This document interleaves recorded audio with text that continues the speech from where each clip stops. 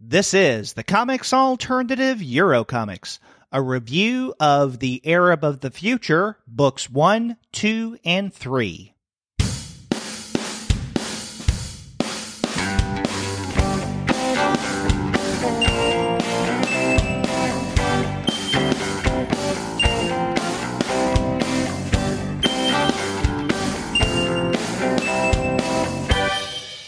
Bonjour, and welcome to another episode of the Comics Alternative Eurocomics. I'm Derek.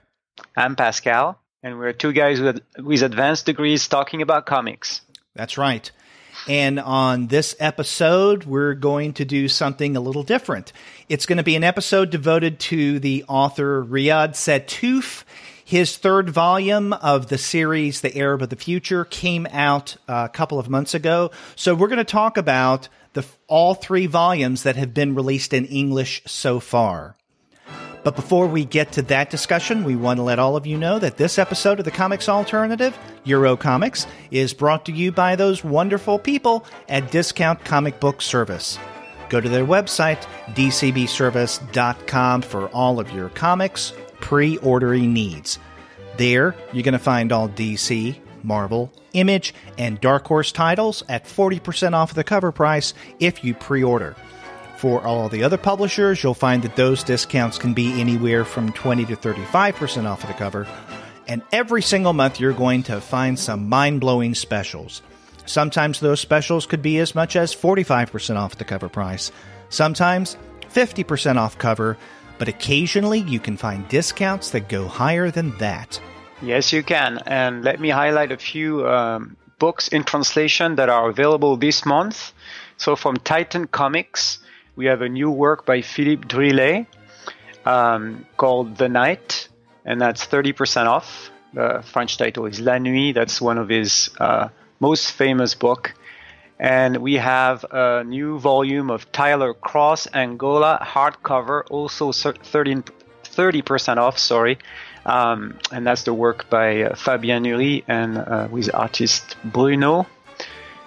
And from Lion Forge, we have issue number 8 of Infinity 8, the series by Louis Trondheim and co-written by Trondheim and Fabien Vellman. And this particular run is drawn by Olivier Balès, another great French artist. So great deals for books in translation at Discount Comic Book Service.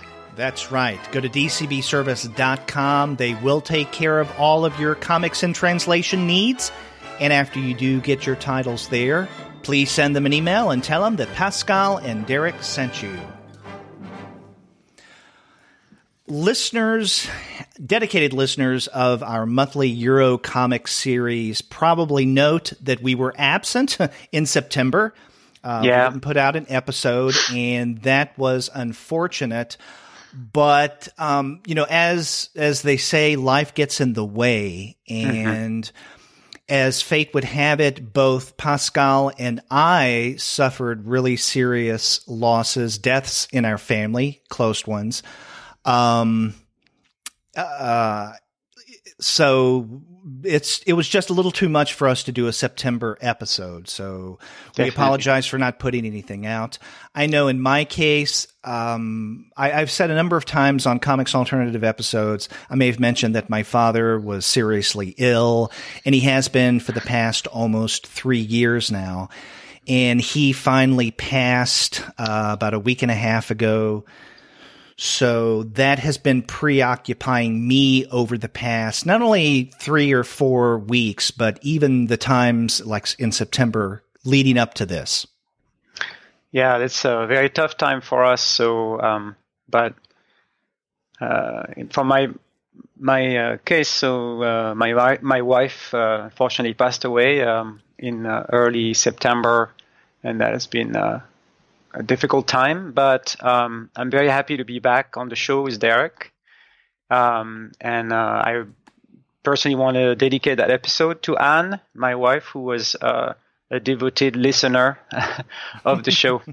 So sorry, we apologize for the delay, but we're back on track and want to make sure you guys get a good podcast from us and enjoy those books in translations. That's right. I think that dedication idea is most appropriate. Thanks.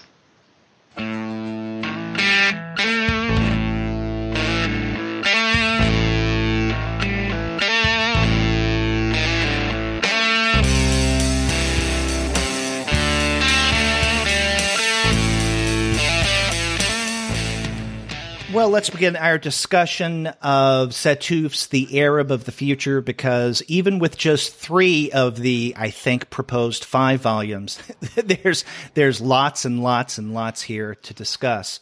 Definitely. And in fact, the 3 volumes of Arab of the Future is something we were going to discuss back in September, but again, we couldn't. Mm-hmm. But we wanted to make sure to take care of it for our October episode. So, well, let me ask you, Pascal, I know many times when we're reading for the show a translation from the French, occasionally you mention that you had read it originally in the French. Uh-huh. Now, had you read any of these volumes before the English translation? Okay. Yes. I mean, when this book came out in France in 2014 for the first volume, it was such an important release. It was one of the most talked about book of the year in terms of graphic novels, but even in terms of general publications. And so I was very curious what it was. So I read the 3 volumes in French, and actually I'm in the middle of the 4th that was just released in France a few weeks ago that I couldn't wait. I just jumped on Amazon FR, French Amazon, and I got it shipped to the US so I could take a peek at the follow-up. And and that's just been released? Yeah, just a few weeks ago. I think 2 weeks ago, 3 weeks ago. Yeah, it's very, very new. And once again, he's taken the publishing world in France by storm. I think they are now at 1.5 million copies of all books sold around the world, 16 languages. I mean, it's a major, major, major hit. And I think the book itself is amazing, but Riad Sattouf is not an unknown quantity, especially in France. He's somebody who's been publishing important books since the early 2000s. His first book is from 2003, and he's known for an ability to capture the voice of young people, which is something we can feel in Arab of the Future, where his own voice as a child comes through in a very unique and authentic way. So one of his famous series is called Vie secrète des jeunes. It's the secret life of the youth, of the young people. And it explores their language, their attitudes, their interactions. And it was actually strips were published in Charlie Hebdo, the infamous satirical magazine. Yeah, he's no longer working for Charlie Hebdo. And he's also done another series that I have to mention because the name of the character is Pascal, right? It's called Pascal Brutal, like brutal is his last name. For the rhyme, brutal, Pascal, brutal, like the boat. Can I start calling you that? If you want. And in this one, it's comedic, but it explores the kind of the absurdity of masculinity and the way men are portrayed and act.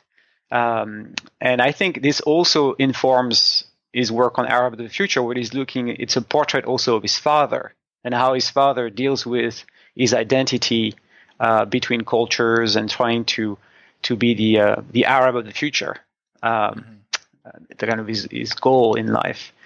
And one last series I wanted to mention, because this is actually concurrent to the Arab of the Future in France. It's a series called Les Cahiers d'Esther, which is kind of a joke on the Book of Esther. It's the Notebook of Esther.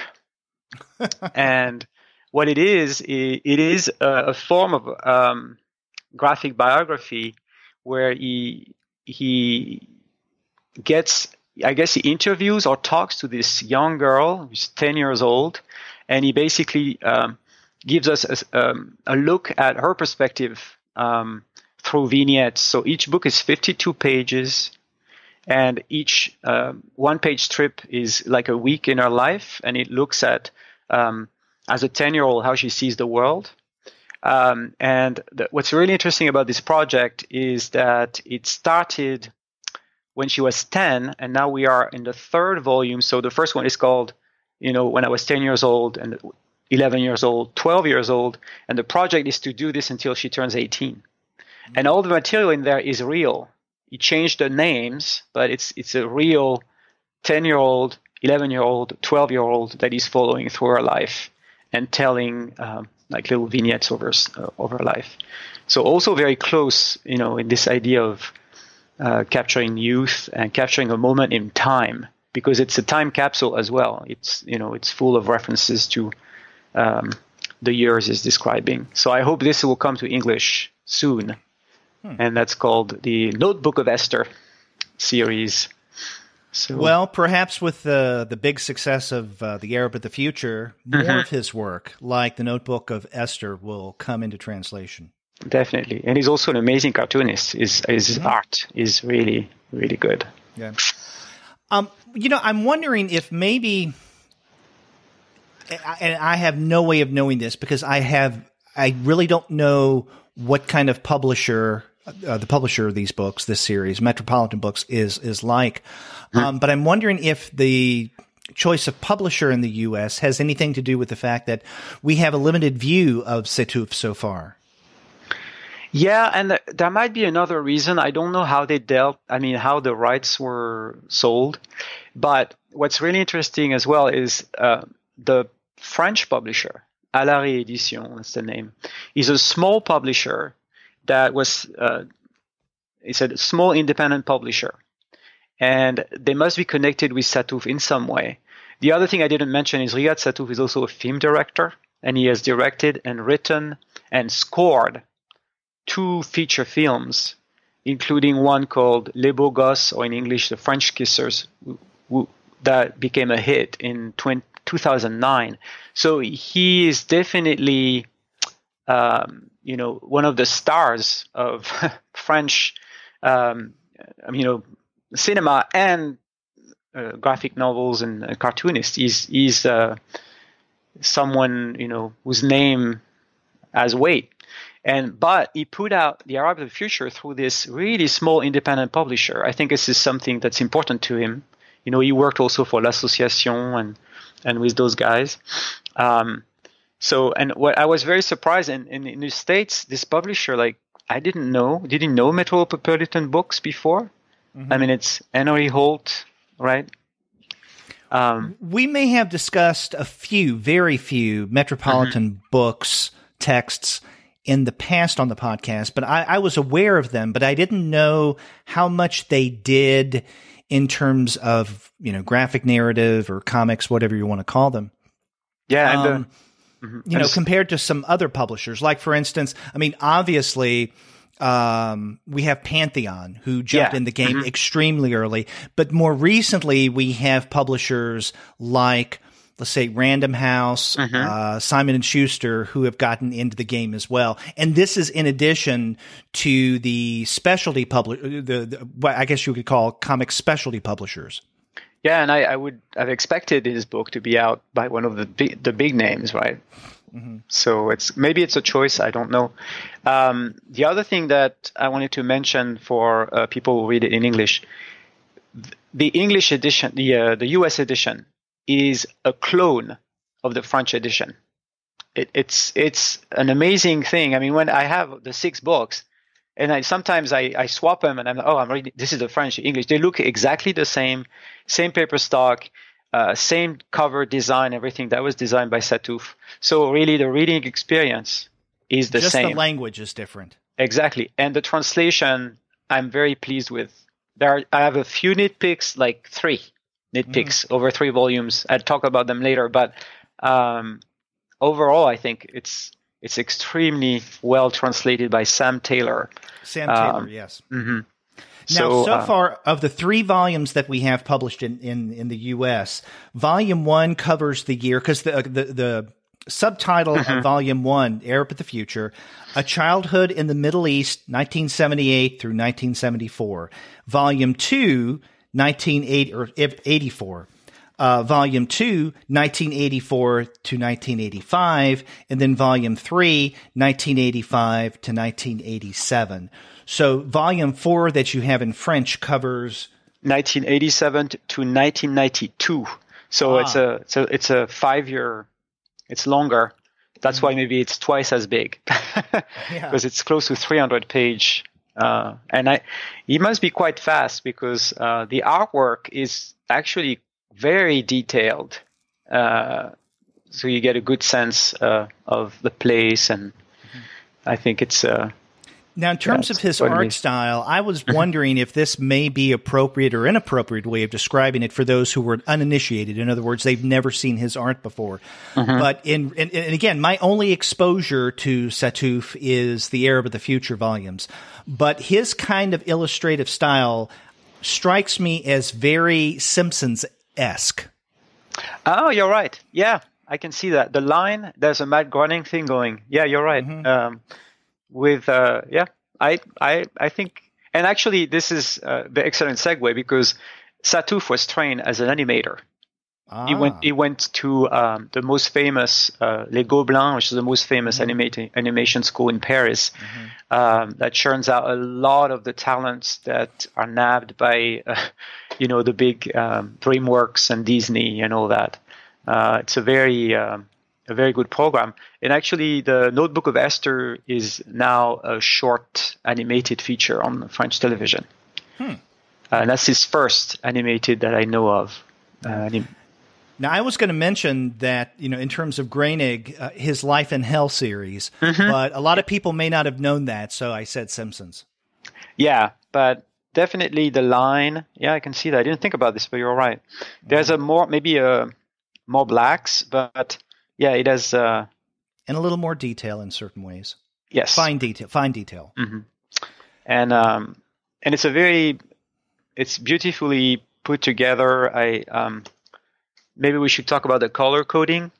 Yeah, I mean, let's go ahead and just jump into this because, as we mentioned earlier, there is so much to talk about, so much packed into these 3 volumes that have been published. And by the way, Volume 1 came out in the U.S. in October of 2015, Volume 2, September of 2016, and then the most recent volume came out in August of this year. Yep.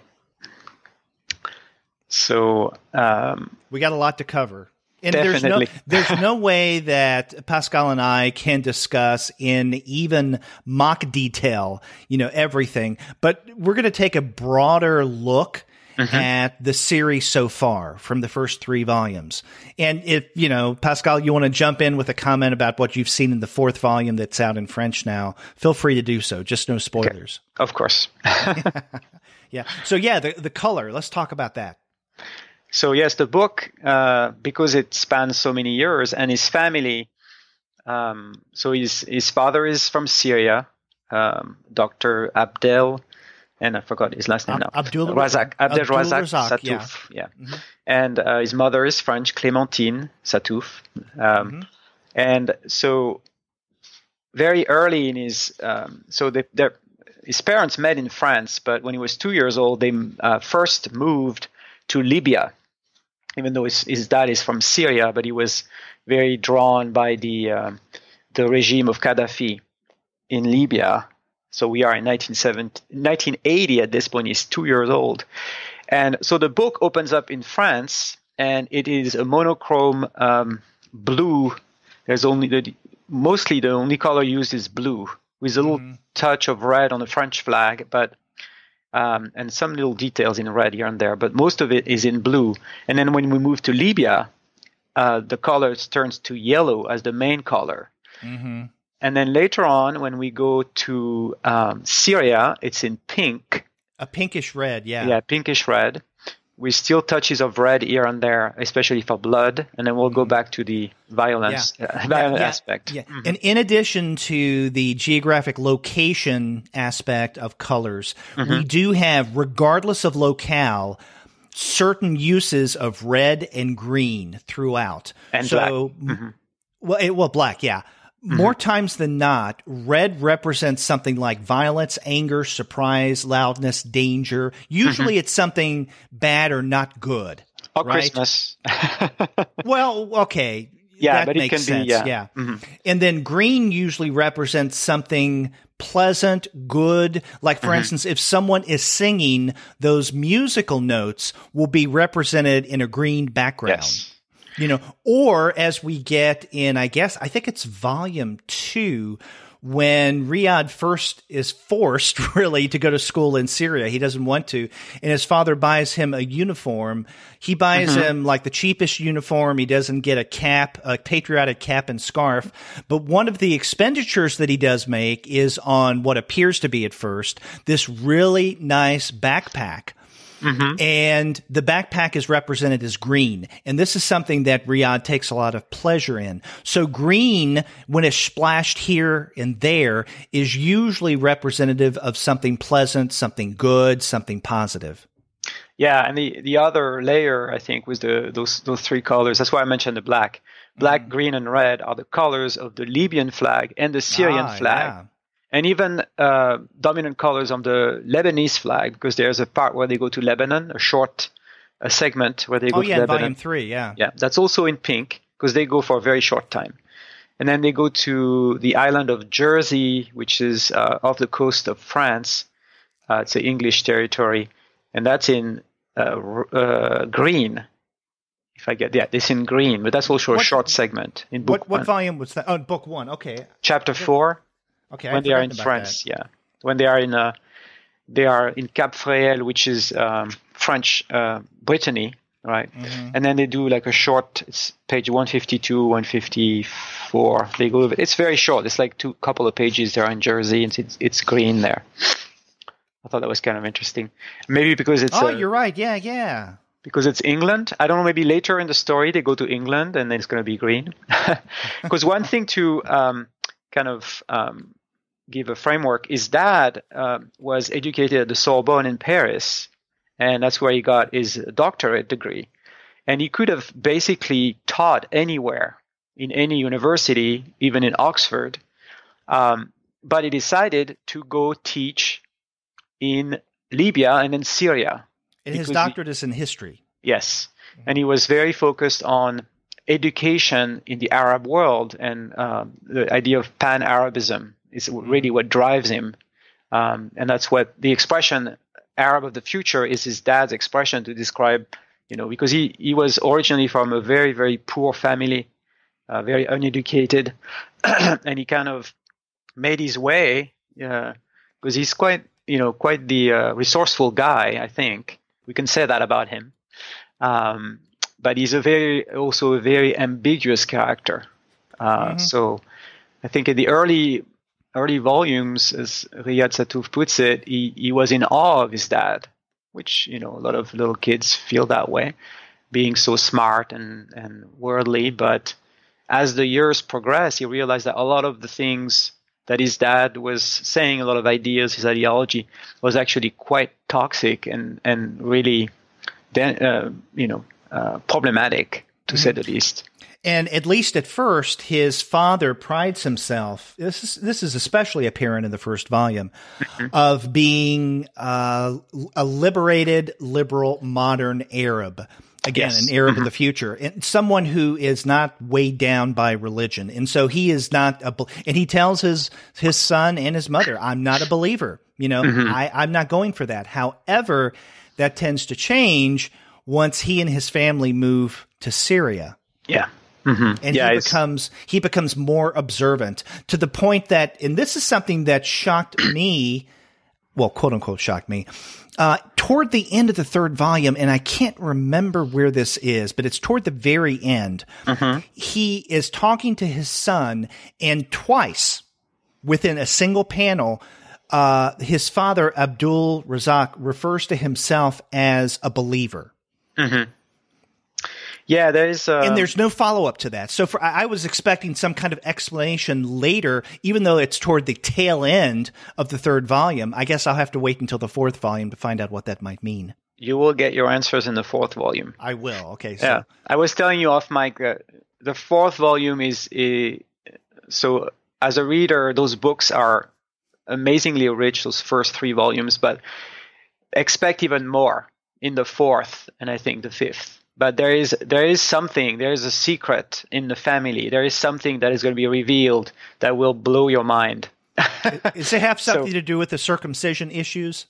Oh, it's beyond that even. But the circumcision issue is still a big thing in his life, definitely.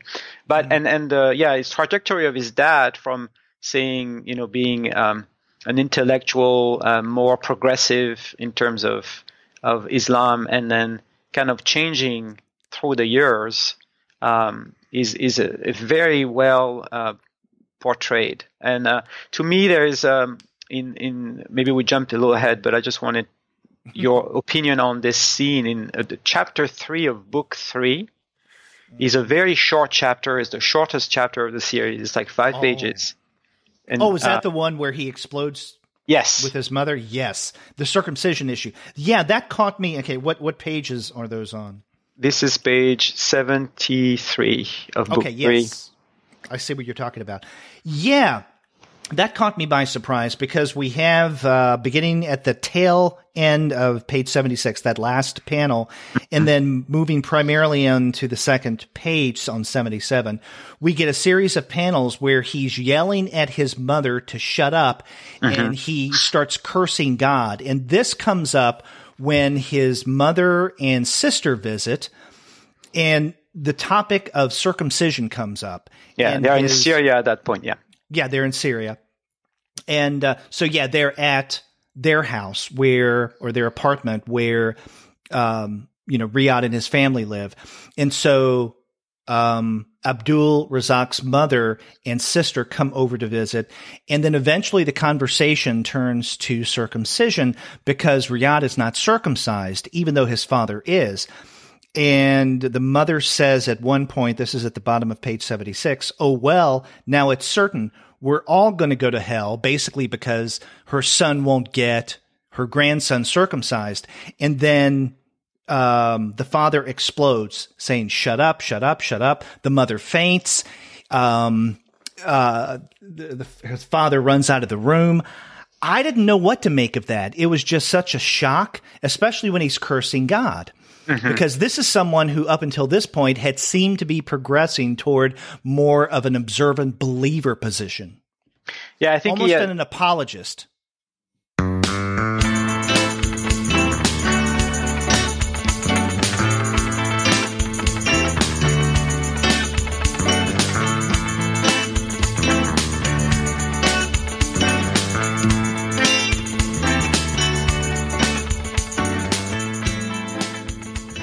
Yes, and I think it is an inner struggle between him wanting to educate people and raise the level of education in the Arab world, and the ignorance and that is permeating the society, this very poor society where people rely on their religious belief to deal with everything in their life, and in ways that are extremely, sometimes very disturbing.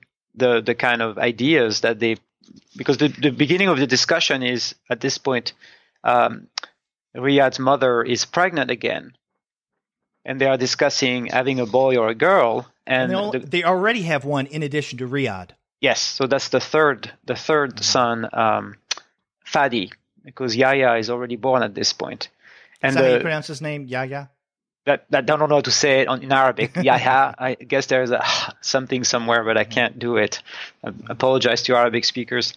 And the grandmother very seriously says that girls are a catastrophe. That's her words, right? Girls are such a source of worry. You need a boy, and it's deeply in the culture, this predominance of the boys or the man over the women, and it ties into other things that happen in his family. Especially, I'm thinking about the Leila story, one of his aunts, that is absolutely horrible. I don't know how much we want to get into details, but yeah, that's probably one of the saddest parts of the storyline so far among the 3 volumes. Definitely, and it shows an aspect of the patriarchy in the organization of the society in this small village that is quite disturbing. And I think you can definitely see that. And the father is struggling with this. And at this point, he's kind of rejecting his mother. But then there is the last panel of that little chapter where he's repenting to God. Right. He's out on the balcony. He's crying. Down. Yeah. He's crying. Yeah. So definitely a very ambiguous character. And it's, comparisons have been made with Fun Home and Bechdel's work. I think there is a point of comparison there in the way he portrays, his father and how year after year there is this. His father becomes someone that maybe you don't want to hang out with. Mm-hmm. He's becoming quite extreme. Yeah. And it's interesting that you mentioned Bechdel's Fun Home, because it strikes me that this is the kind of book that people will immediately begin comparing to. And of course they already have, right? Mm-hmm. I mean, this is only the 3rd volume, the series began in, here in 2015, mm-hmm. But, comparisons to Fun Home, to Satrapi's Persepolis, to Spiegelman's Mouse, mm-hmm. Obviously because it's an autobiographical comic narrative. And so it just invites those kind of comparisons. In a way, I can see that makes sense. But in another way, I think that Sattouf is engaging in something completely different here. Because, okay, let's take Fun Home especially and Persepolis especially as examples. Mm-hmm. Both of them are autobiographies, right? So mm-hmm. you have the author's take on her own life, but at a particular point in their life and within a particular context. So for instance, with Fun Home, it is Bechdel's relationship with her father, or her observations of her father in her relationship with her father, especially as it relates to issues of sexuality or sexual identity. Okay. Mm-hmm. Now with Satrapi and Persepolis, it's autobiographical, but it's only a certain part of her life that is centered around both the events and then the aftermath of the Islamic Revolution in Iran in the late 70s. And how women were treated. Now, anything other than those main larger themes, we don't see much about their lives. But when it comes to Sattouf and the Arab of the future, we get so much more. I mean, there is a lot here. This is not what I would call your typical graphic autobiography or graphic memoir, in that there is so much detail. And I'm not talking about the art. I'm talking about the narrative revelations. So there are passages that are maybe quite long where Riad tells us something that's going on or had gone on in his life at a certain point. But there are many other examples where we will get maybe a page or even only part of a page where he observes something and tells us about one almost very obscure thing that happened. And that's it. There's no follow-up. And there's no linkage, at least obviously, between that brief observation or brief event and other things that are going around him. In other words, some of the larger themes that we see going on here. In other words, whereas most other graphic autobiographies trim away, so to speak, in order to leave the core of the larger theme that they want to get across, Sattouf's game is completely different. Yeah, it's in a way, I don't want to get too literary, although you may bring up other comparisons. But I will. I'll warn you. Yeah. But there is something a little Proustian about the way he describes. Yes, I'm glad that you brought that up. Yeah, because he has an amazing memory for things that happened in his childhood, but they are often triggered by smell. Like in in Proust the Madeleine, right? Eating the Madeleine, biting the taste and smell of the cookie, not the cookie, the little brioche make you remember your past. And then he will make note of the way people or places smell first. He would enter a new place and say it smelled like urine. It smelled like flowers. Every person he met has a certain smell of sweat that he found very comforting. So even smells that we wouldn't really want to smell as a kid, he actually. So there must be. There's something really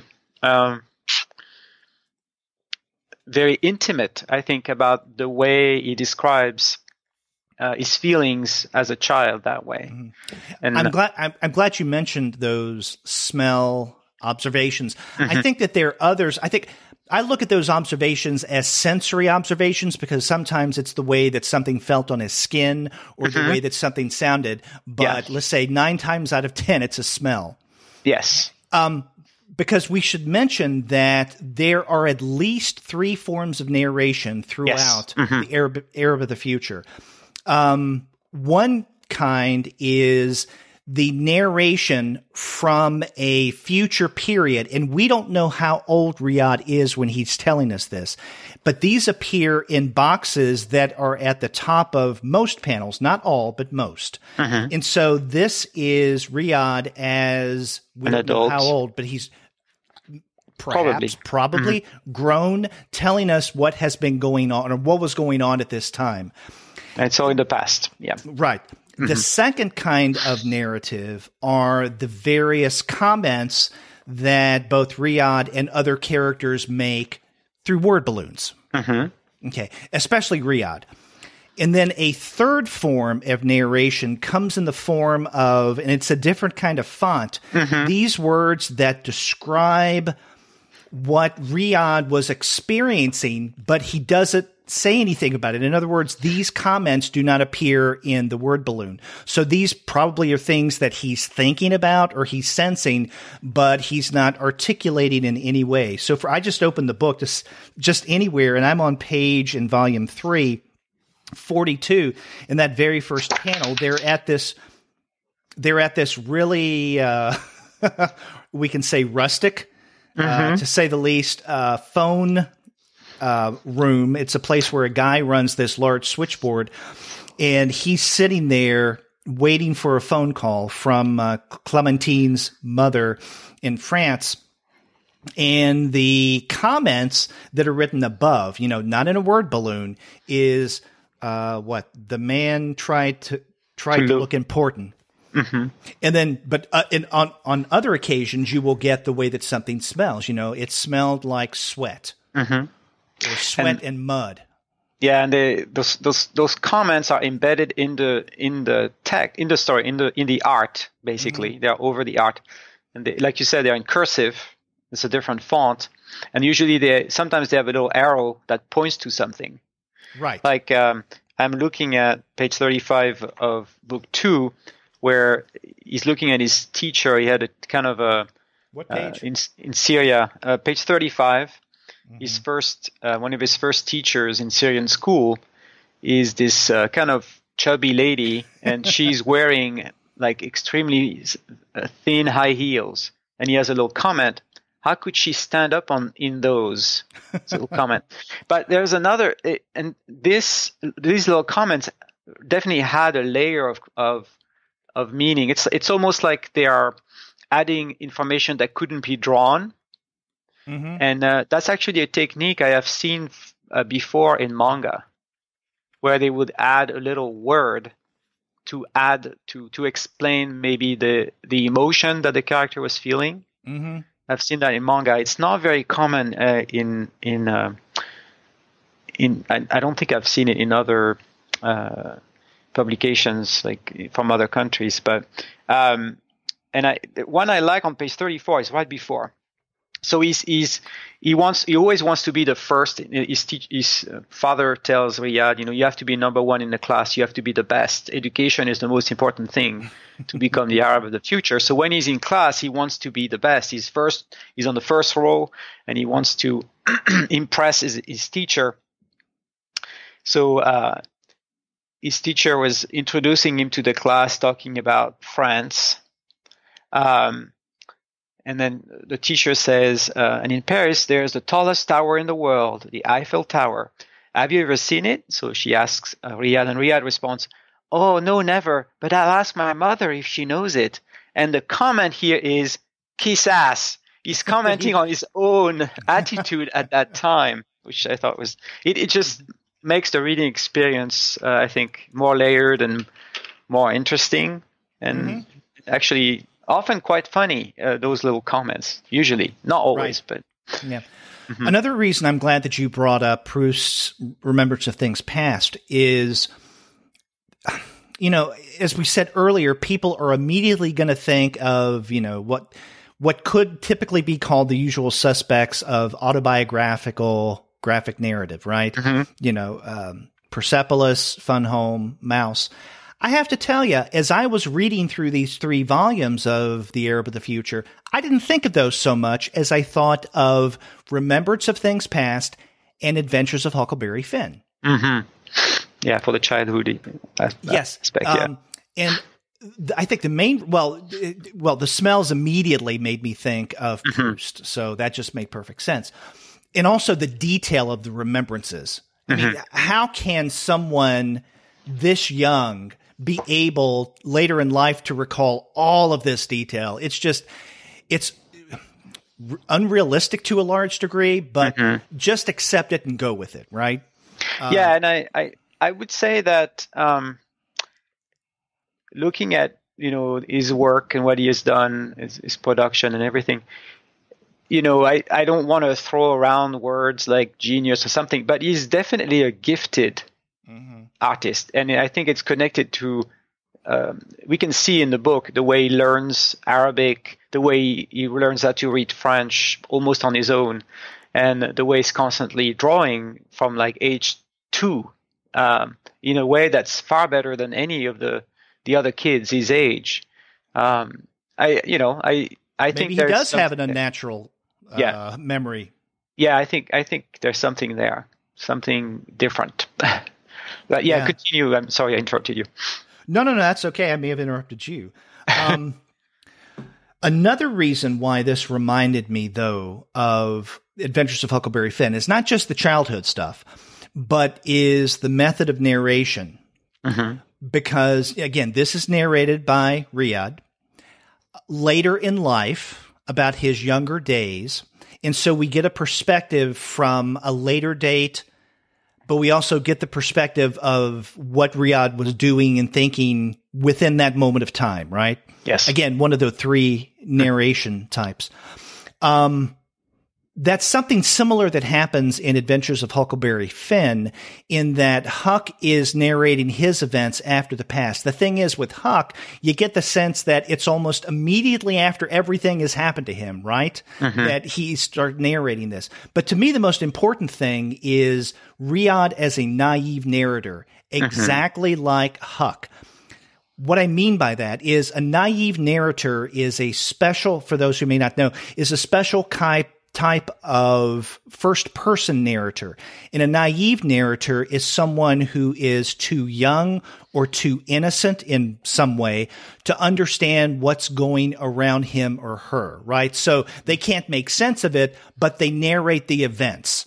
And that's the power of Huckleberry Finn, because he observes everything that's going on around him. He reports back what he sees, but he doesn't judge. He doesn't interpret. He doesn't say something like, well, that man's a hypocrite for what he did. I wonder if that says something about Southern culture that I grew up in. I mean, we never get that in Huckleberry Finn but he, you know, Twain lets the reader feel that and make that interpretation, which makes the narrative much more powerful. The exact same thing happens in The Arab of the Future. Riad is a naive narrator. We get his observations, and we get this not only in the narration from the present time where things are going on, right? The, you know, late 70s, early 80s, but even from the future Riad who's narrating this, we don't get any assessment or judgment or interpretation. And I really appreciated that. And for instance, there's no judgment or comments on his father's growing hypocrisy. There's no comments or judgment on the violence and contradictions of Syrian culture. And in fact, you remember that scene in book 2 where he and his mother go back to France, and there's, 1 or 2 pages where they go through a series of stores, maybe 3 pages, and there's just this sense of opulence, both in the grocery stores, the toy stores. It has everything. And of course, Riad's blown away. And I'm sure he is making comparisons between French culture and Syrian culture and is wondering, is there something different between these worldviews and cultures where one seems to have an abundance and another a scarcity? He doesn't make that comment, but we as readers can see that because Riad, the author, is presenting everything focalized through a naive narrator. And it's actually it goes even further. There's this, you're talking about the scene, page 120, and when they go to a buffet and there's this amount of food. Oh, yeah, that's obscene. Yeah, and he has the little written comment on the buffet says, "Best idea ever." And then he ends up eating pork sausage. And then he has a little, and the sausage is, yes, and the sausage slice is red. So there's like a visual signal that something is problematic, and he thinks about his dad saying it is forbidden by God to eat pork, and so this panel only shows him thinking, and actually in the panel, in his speech thought balloon, we see his dad saying that, but there is no other comment. There's nothing else. It's for us to kind of think about it, like what is this kid thinking? My dad says it's not, we cannot eat pork. I'm eating pork and it's delicious, right? So, and we have to kind of deal with this. And then he moves on like a kid would to the banana, which is he's in love with bananas. And he starts eating the banana. So now, one of the things we haven't even mentioned yet is what seems to mark Riad as special. And we get this at the very beginning of the first volume and also at the beginning of every other volume. I'm curious if this is at the beginning of volume 4. It is. Okay. in different terms, but it is. Yeah. Okay. Now, in volume 1, which again covers the years 1978 through 1984, the very first panel on the very first page of text, we get, a very young Riad who's standing there, and he has, this incredible amount of hair. And he says in the box above, "My name is Riad. In 1980, I was 2 years old and I was perfect." And then we get these, again, in cursive, these comments that describe him. He has long, thick, silky, platinum blonde hair, golden highlights, refined and delicate, bright puppy dog eyes, lips made for sucking, fresh off the tree. And we get something similar in the subsequent volumes, and in each one he's a little older, but he introduces himself and he points out how special he is. And to some degree, there is something a tad arrogant and presumptive about Riad. Yeah, and I think he's aware of his arrogance, right? Yeah. Oh, yeah. But the funny thing is, the first book says, let me get the word, that he was perfect. The second book says he was amazing. The third book says, the third book, he is 6 years old, he was as gorgeous as ever. And this is not a spoiler because it's page 1 of book 4. But book 4, he's 10 years old, and he says, I was rather cute. So things are going downhill for, I think he's getting a reality check about how special he is. Yeah. And he is special because of his looks, because as we see in book 1, he points out that everyone sees him as adorable, many times mistake him as a girl, but they think he's so cute. There's this busty young woman who picks him up and wants to hug him like a doll. And everybody comments on his hair, the way he looks and how cute he is. Even in Syria, he is marked as different because, first off, his hair is platinum blonde and very long. And for that reason, he's called by at least a couple of his cousins a Jew. Yes. That's something that happens a lot. And two, which is not easy for him because they constantly, especially his two cousins, Anas and Mokhtar, are seem to be kind of bullies. And they're mean mofos. I mean, they're terrible. But he has two other cousins, Mohammed and Wael, who are really nice, and he plays with these two.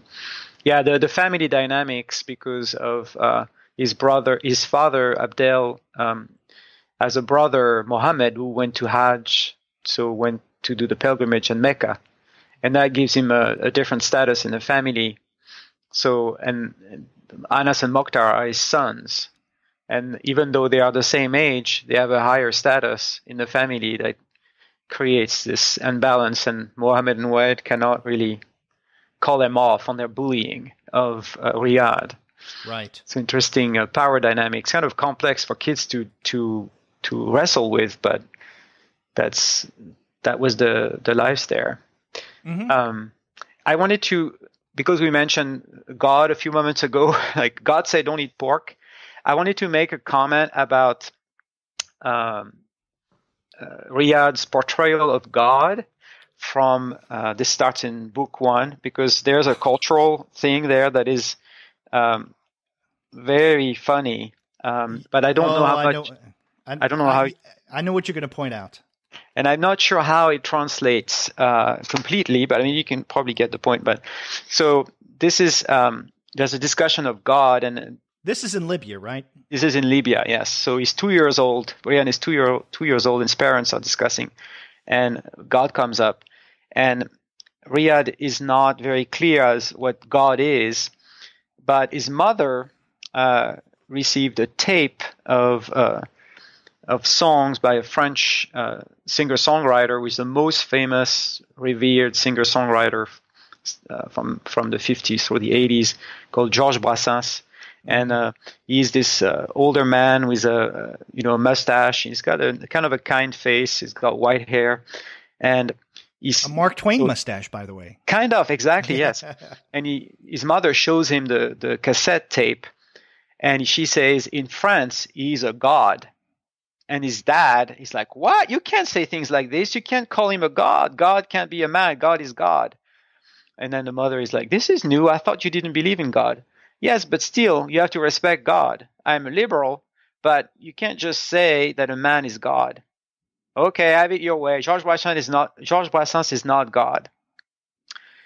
And the Riad's comment in the caption is, I didn't understand the word God, but from that day on, whenever I heard it, I would see the face of Georges Brassens.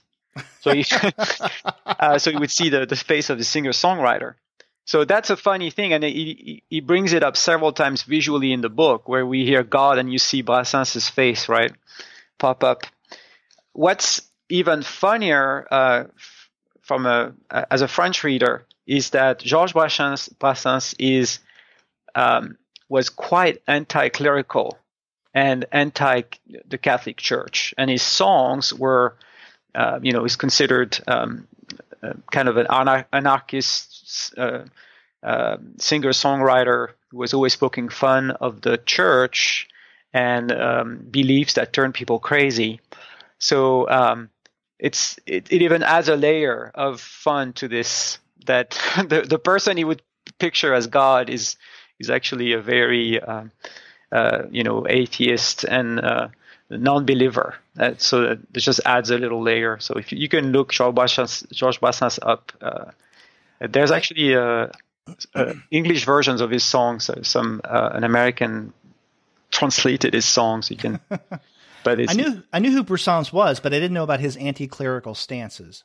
Yeah, so that just adds a layer of fun.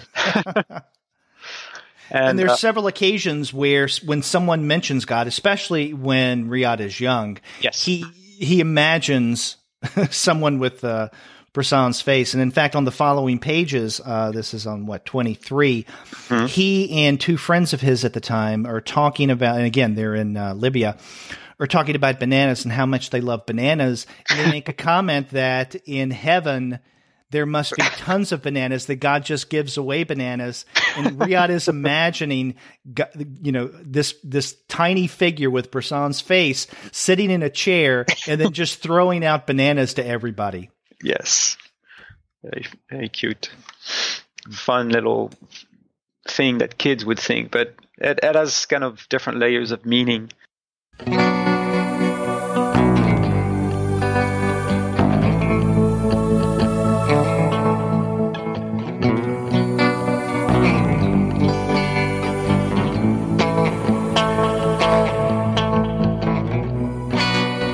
Well, now that you bring that up, let me ask you this, Pascal, because you read this originally in French. You're from France. Yes. I am not. I have, a very thin awareness of French culture. How much do you think a non-French reader may need to bring in terms of, let's say, research or some kind of cultural awareness of France and French culture in coming to these translations of Arab of the Future? I think overall it's very accessible. You don't need a lot. There are a few things that will be lost in translation, like the Brassens example. For the parts of the book that takes place in France, they take place in Brittany. So it's the Celtic region of France. This is actually where I'm from. Mm-hmm. So personally, when I read this book, because he was born, 6 years after me, we're the same generation. So there's things that he cared about as a kid, especially when he's in France. It's just my childhood. It's the same thing. Like when the scenes in school, the interaction between kids, and it really brings back memories of my own childhood. So it's very powerful that way. So there are cultural milestones, little things that actually. One thing that would definitely resonate with French readers my age is it's book 3, page 18. It's the giant robot at Christmas. That he sees in a shop.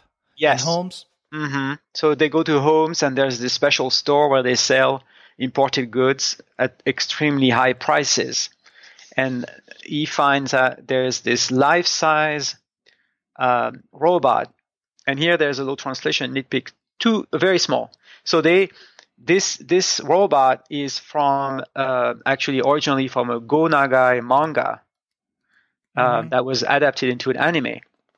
This anime, so there's a series called Mazinger, which is the giant robot series, which is very popular in Japan, and they made a spin-off called Grandizer. And Grandizer was not so popular in Japan. So French TV at the time, they were looking for, kid programming, and they bought the rights to the spin-off, but because maybe it was cheaper. And they translated it in French, and they showed it French TV, and it was a hit. And in France, it's called Goldorak. They changed the name. It was such a hit. They sold millions of records because they had a song with opening song for the anime. So that mention of and by the way, there's a misspelling in when they do it's not Gran Grandizer, it's Gren Grandizer. So anyway, that's a nitpick. But that reference to the giant robot in French known as Goldorak is definitely a cultural milestone for people my age. That's the way we're introduced to anime and manga. And it probably has a huge influence also on Sattouf, as he got into drawing and animation. So that's definitely not just a throwaway thing. He devotes like half a page to portraying this giant, and they would actually make those almost, they were taller than me as a kid. I remember seeing those. They were so expensive, but they were maybe like 4 feet or maybe 3 feet tall or something. They were humongous. And it is brought back again when he wants to convince his dad to buy it. But he never later on with the circumcision. Yes. Yeah. And yes. We won't say whether his father does or not. Exactly. Mm-hmm. Yeah, And that's interesting. Yeah, I assumed that it had some kind of cultural significance, especially as it relates to, I don't know, some aspect of manga that's filtered through other cultures. yes, and it's really thanks to this kind of strange coincidence. I mean, that the French TV people introduced this cartoon in France that it was the launch pad, because when we became, so we saw that in the early 70s, late 70s, 78, 77, 78. Then when we, this generation became young adults, that's when manga boomed in France, like 1989. And we were familiar with this stuff because we had seen anime before. So it's extremely important for that culture, and the way manga culture is still in France so big, and we still publish so many mangas and put out anime a lot from Japan. So that comes from there, from that weird thing that they showed, thinking, well, we'll see if people like it, and it became a hit. So that's one thing. And there's one other thing I wanted to point out. This is in book 3, where they go back to France. So they are in Cap Fréhel in Brittany, and we get a sense, and it's a very rural area, and he hangs out with his French grandmother. Mm-hmm. And this is about when he goes back for about 3 months or so. Yes, while his mother gives birth. Correct. Mm-hmm. And so we get to see rural France, which is very interesting because it gives us kind of a pendant to rural Syria, and where people's attitude in rural France, which was especially in that part of France extremely Catholic, there are also weird things going on, right? People have strange beliefs and attitudes that maybe are questionable. So I like this kind of, it evens out the balance to me of the story, right? Mm-hmm. And there's a part where they visit, so his grandmother and takes him and his younger brother. They visit this old couple called Franchon, right? They live in an old cabin that, it's an old house that has, I guess, the floors is just dirt, and it's very, and these actually still exist today. I've been to places like this, and so that gives you kind of another picture. And there's this story of this old lady finding cats, right? So she finds kittens, and she's trying to give them away. Her cat has had kittens. Yeah, that's it. Her cat has kittens, and she's trying to find them, like give them away, but they're super cute, but nobody wants them. And she ends up putting them in a bag and killing them, right? Mm-hmm. So that little bit of animal cruelty there echoes with a lot of animal cruelty we see in Syria. I actually made a count. There's like 8 instances of animal cruelty in Syria. Some of it very extreme, like the dog and the donkey. Oh, that puppy scene really got to me. Yeah, the puppy scene is absolutely horrendous. Page 139, because of the status of dogs in Arab culture. And that's in what book 2? Book 1. That's in book 1. Okay. Yes. Okay. And then there is book 2. There is hunting sparrows. His dad wants to hunt, and there's no game, so he ends up shooting sparrows and with a shotgun. So they are pulverized, and then they eat whatever is left. And there's not much. Yes. And, that scene struck me as not only very cruel, but funny in a dark way. Yes. Mm-hmm. Yeah, kind of pathetic. His dad wanted to be the great hunter and hunting nothing. And there are also kids also constantly are killing frogs. They kill chicks as well. They're selling chicks, and the one who died, they just throw him on a pile. It's pretty intense. But I think it was interesting to have that scene in France as well, kind of because he would have remembered those things as a child. Mm-hmm. That recollection in book 2 of the father hunting the sparrows and the way that you responded, you said it's kind of pathetic. And I had the same feeling, and it gives you a sense of Abdul Razak, Riad's father, and how for all of his rhetoric, for all of his huffing, he really doesn't get the respect that he wants. And we see this not only in that sparrow scene, which shows the, patheticness of his situation in many ways, but in his interaction with other patriarchal figures in the community. And by the way, we should mention, you said that, it's rural France that scene takes place in, that Riad and his family do not live in a highly populated area of Syria. And in fact, they live where Riad's father grew up, in this village called, I don't know exactly how you pronounce it, Tir Mahal.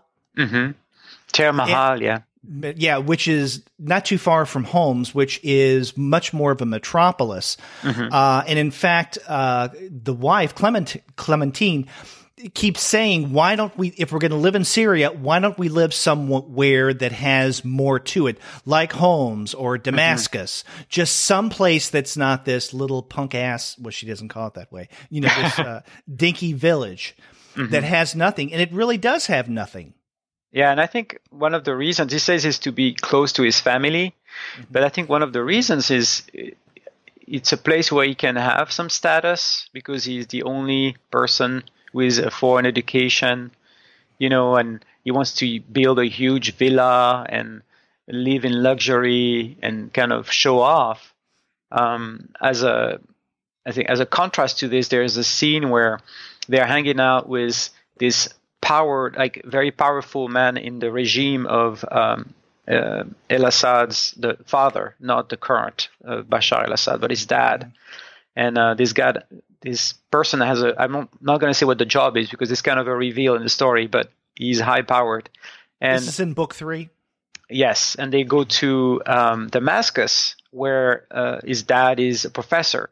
But we never get to go to Damascus before. Like the dad commutes, but we stay in the village, right? Because the kids and the mom never get to go to Damascus and to see where the dad works. He just says, back from the university, my students are great. So we hear the story. And then when we visit the actual university, it is not that great. It's pretty shabby, and his colleagues kind of ignore him. He has to share his office with another guy, and things there are a lot of comments about the smell, and the university is not great. And so you kind of see that maybe if he settled in Damascus, he wouldn't be able to get, the respect he wants, maybe. I don't know.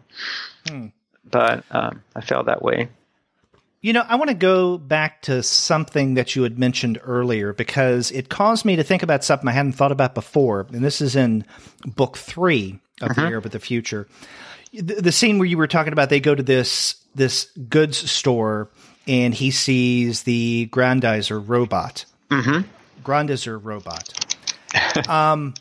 This comes up, as we pointed out later in the book, toward the very end. The robot comes up again. Yeah. And so what we see at the beginning appears at the end. Now, in this same scene, while they're at this store, they see this car quickly pull up, and it's a luxury Mercedes. Yes. And it has a Saudi Arabian license plate. Yes. And a guy runs out. He wants this very expensive bottle of wine. Is it wine or champagne? I don't know. I don't know what that brand is. Vassin Romani? Yeah, I don't know. I'm not a wine drinker. But then he gets it and drives off. And then he asks his father about Saudi Arabia. And his father goes on, God, this goes on for pages, this comment about the significance of Saudi Arabia and how bad it is and all of that. He talks about the history of Saudi Arabia because, after all, he is a history teacher.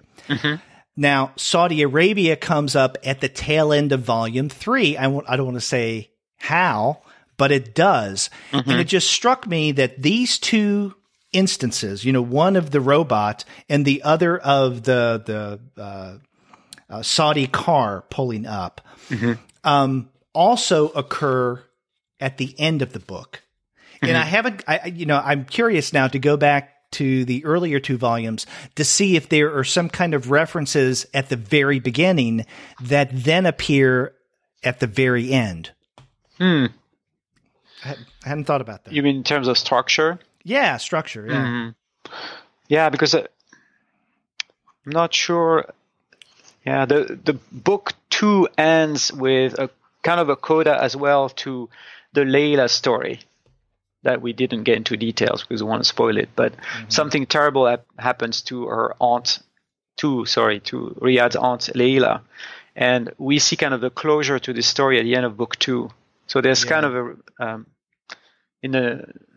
we get the end result of that story later on, because the beginning of the story, for the way Riad experiences, is he doesn't understand exactly what is going on. Right, but he doesn't meet his Aunt Leah until later into book 2, right? Or you mean or was it book 1? I mean, where does he first meet her? I think it's in book 1, because she's unmarried, and she's artistic. Oh, it's book 2. Yeah. It begins around. It begins around page 25, 26, where they go over to the family's house. Yes. Even before that, 24 is when we're first introduced to her. And she has cross eyes. She's a widow. She doesn't have that much of a status within the family, but again, she's a woman. But she is the best drawer that Riad has seen before. Yeah, and she teaches him some tricks for perspective and things, and he says, "I was blown away." So there's this connection between the two of them. And that is toward the very beginning, huh? Yeah. Huh, interesting. So there is that thing happening too, in terms of the storytelling and organization of the story. And I was thinking about that too while reading book 4. I was thinking, why is it so big? And because he could have done volume 5 and 6. Definitely, he could have. There's enough material there because it's so thick, right? Why did he decide to do a 5-year thing instead of continuing with the year to year, and or at least covering 2 years? But maybe there is no natural place and I'm not finished with it. I'm like 3/4 done, and I don't feel the natural place where you can actually stop the story and move on to, I think the first 3 volumes are structured in a way that we end with a change every time, and it kind of works. But this one, it's a little different. The rhythm is a little different in book 4. Another structural similarity between the very beginning of book 2 and the very end of book 2 is we're introduced at the very beginning to Riad's teacher, the one who is, rather Rubenesque and wears these tiny heels. And then at the very end, he gets a new teacher. Yes. And they don't know why, and there's no explanation for it. And this guy is terrorizing in a very different way. Yes. Yeah, there's always we don't know what happened to this female teacher. She was dismissed, and she had issues. She seemed to be crying during class. We didn't know why. When they made rain sounds with their hands. Yeah. Yes, and they spent most of their time learning to sing the Syrian anthem. That was basically the curriculum, it seems, right? Oh, that's what you can remember from the curriculum. I wanted to make a little translation comment from book 3.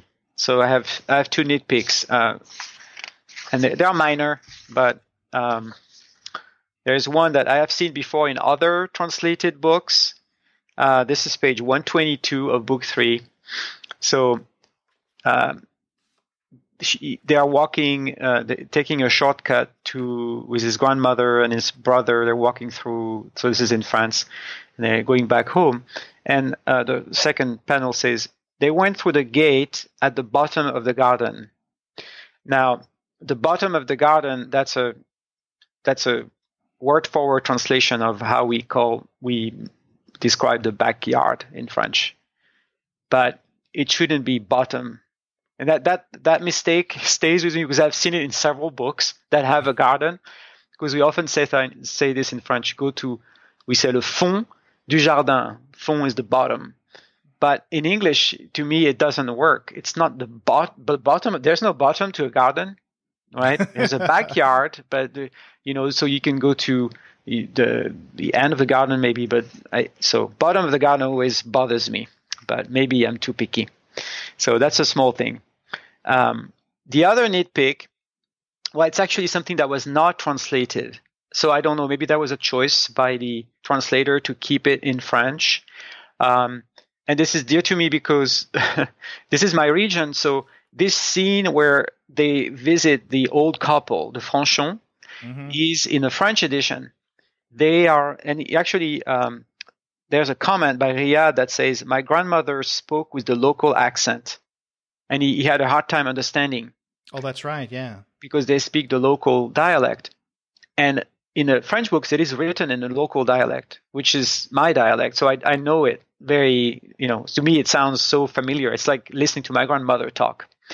And they actually do a good job of showing us that, they are talking differently. So they walk in and they say, what cute little ones, little ones. So they try to use some, what you find in rural, speech, in American English, but so they try to kind of show that, oh yeah, they're cute, all right, but in the French version, it's thicker than that. The difference is thicker, but there's something they don't translate, and I don't know what you made of it. When they walk in and she says, well, look who it is, bon Dieu. You see that? Yeah. B-O-N-D-I-U-S. So what did you make of that word? I thought that was just some kind of different, weird version of bonjour that I haven't encountered yet. Okay. Yeah, that's a good one. I didn't think about it as bonjour. It's actually, and I don't know why they didn't translate it, but it's the local way. It's a euphemism for bon Dieu, good God. So everything in my dialect, when referring to, you're not supposed to say the word God, Dieu in French, D-I-E-U. So instead of saying Dieu, we say Dieu. We change the sound. Just bon Dieu. Bon Dieu, bon Dieu. So bon Dieu, bon Dieu. It's and I think the best translation would be something like gosh or golly, right? Because you have the same euphemisms in English, where you don't say the word God, right? You have to modify it slightly. Right. So I don't know why they kept it. Maybe for local color, but it's confusing because in English it looks like bon dias or something. Yeah. So that threw me for a second, and I just scratched my head as I was reading and thought, okay, maybe it's something like bonjour for this region. No, it's actually good God. Good so God. They're like, and they say that a lot. Bon Dieu, bon Dieu. In many situations when you're unhappy or happy about something. But to me, that was local color, so I was, oh yeah. But that shows how authentic it is, in the description. So we can hope that the description of what happens in Syria is as pointed and authentic.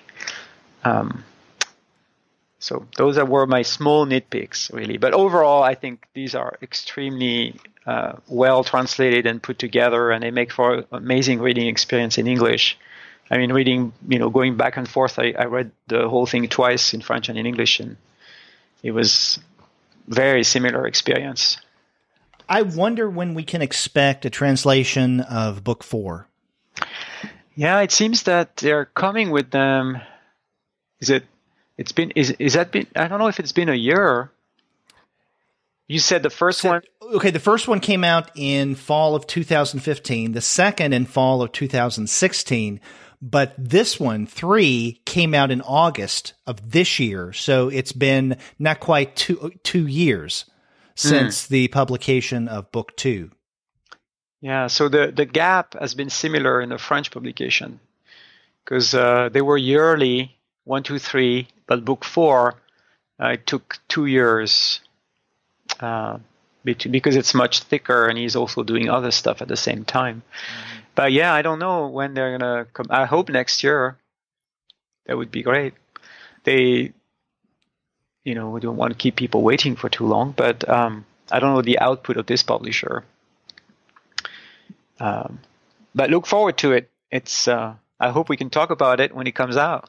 Is there anything, without giving too much away, is there anything you can tell us about what may be in book 4 that we can anticipate? You did say one thing, that more explanation as to what seems to be the complicating situation surrounding Riad's father, especially when it comes to issues of the circumcision, him yelling at his mother, his cursing God, and all of that, becomes more explained toward the beginning of book 4. Is that correct?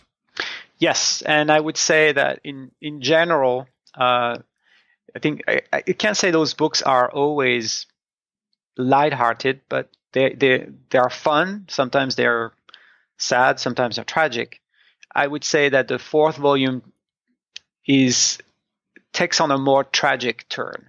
Okay, a darker turn, I should say, not tragic, but darker. It becomes darker in the family dynamics, and I don't want to give too much away, but it also there's a lot more happening in France, and so there's a different we see their life in France a lot more, and that brings us. I'm just going to give away one thing because it's kind of funny.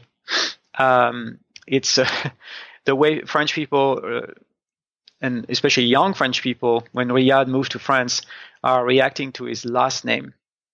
Because Sattouf, so it's a Syrian last name, and I forgot the meaning. They talk about that. I should have made a note of this, because it means something in Arabic, something quite positive. But in French, literally, his last name, Sattouf, if we put it in 2 words, it sounds exactly like saying in French, in slang, her bush.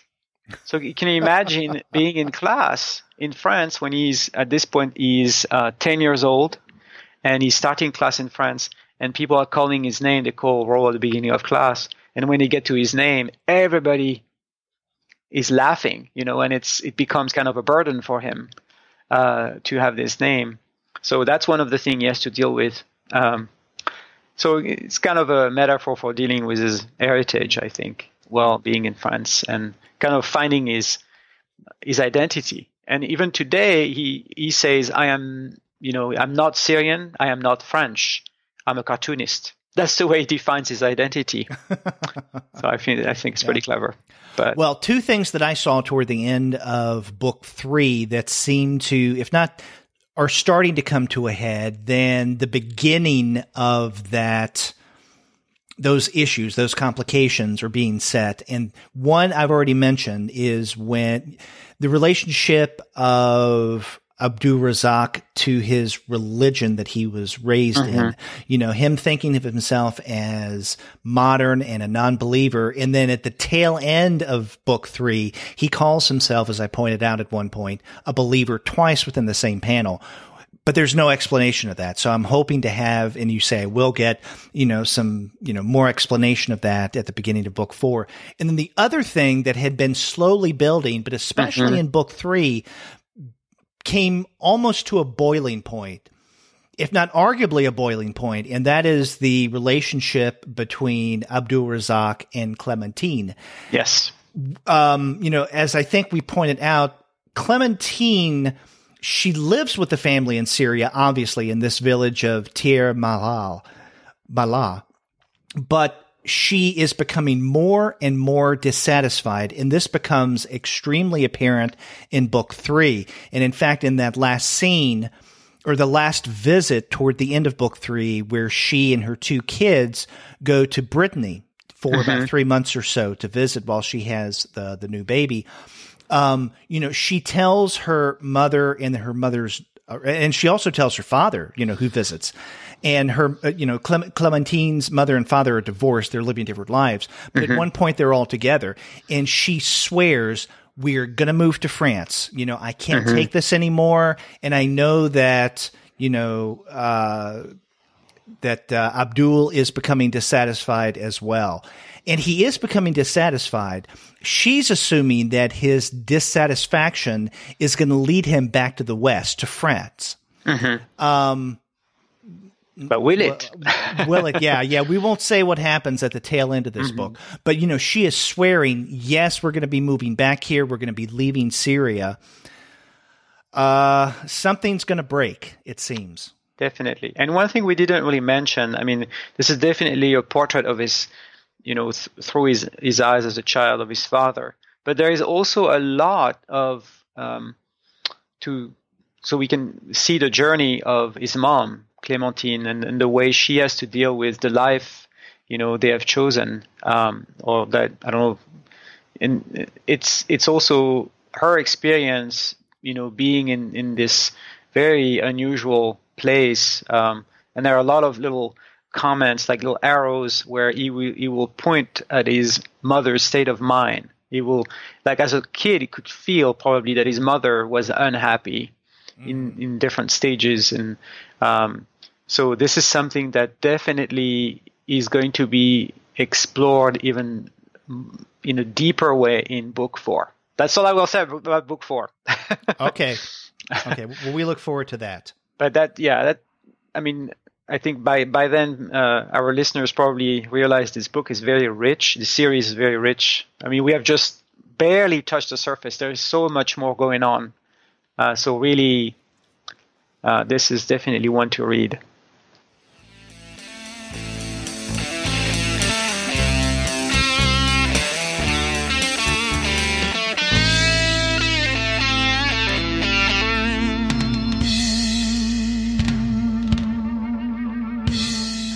So again, the third book came out in August. So if you're not familiar with this series, then definitely get not only book 3, but the first 2, Era of the Future. Oh, yes, definitely. Mm-hmm. And they are currently not on DCB service. DCBC. Maybe they will be resolicited later on. And they could be an in-stock trade. I don't know. Yes, I looked it up. I didn't see them. I don't know if they are in stock. That's a good point. But you can always go through Amazon, of course. And by the way, if you do go to Amazon, then do so through our link to Amazon. Oh, yes. Because then we get, like 2 or 3 pennies for your purchase of the book. We would appreciate that. Yes. Oh, and actually, there is a great deal currently going on Amazon. It's 46% off. It's a steal. There you go. $14. Go for it. So go to the Comics Alternative site, go to our sponsors page, and you will see a link to Amazon. Click on that. It says, click this image to skim from Bezos and give to the Comics Alternative. So if you do that, you can not only get a great deal on Arab of the Future, all 3 books, but you can, give to us as well. But another place you can go to find incredible prices on comics, even though currently they don't have Volume 3 of Arab of the Future, that's Discount Comic Book Service. Go to dcbservice.com, and every month you're going to find incredible prices. The month of October, we don't have much time left, but that doesn't matter if you haven't ordered in October by the end of October, and I'm sure I will not have. You can still make an order for that month because late orders are no problem with them. That's dcbservice.com. And after you do get your comics there, get in touch with us and let us know what you thought about our discussion of the Arab of the Future.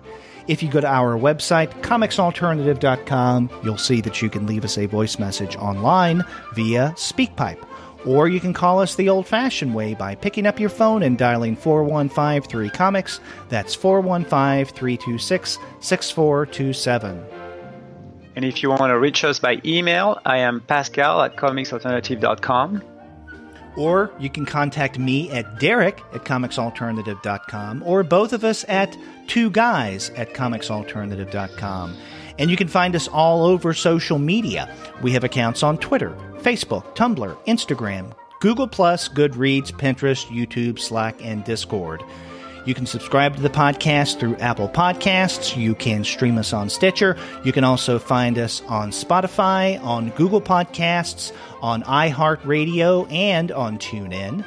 But you can find every single one of our podcast episodes, as well as the reviews and comics-related commentary that we occasionally post on the blog, simply by going to our website, comicsalternative.com. That's it. That's it. And we do like to hear from you. Definitely. So let us know what you think about the Arab of the Future series. And we're looking forward to discussing Volume 4. That's right. Until next month, I'm Derek. I'm Pascal. Take care. Au revoir.